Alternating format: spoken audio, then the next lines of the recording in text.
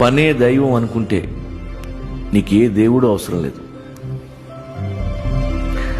స్పెషల్గా దేశానికి సేవ చేయని అవసరం లేదు. 10 మందికి తిండి పెట్టాలి. సొసైటీని సీరియస్గా తీసుకోవద్దు. లుచ్చాలు లఫుట్లు తప్ప ఎవరున్నారు అక్కడ? పని చేసుకో, దాచుకో, అమ్మ నాన్నని నాన్న వాళ్ళని చూసుకో. అలా ఆకాశంలోకి చూడు, పక్షులన్నీ మైగ్రేట్ అవుతున్నాయి. ఈ సమ్మర్లో నువ్వు మాత్రం ఇక్కడ ఏం పీక్తావు? వాటిలాగే నువ్వు ట్రావెల్ చేయి. అలా తిరిగిరా. బోల్డ్ ఎంత ప్రపంచం ఉంది.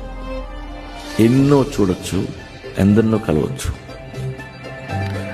అనుక్షణం బతికితే చాలు, అదే జీవితం. ప్రేమించటం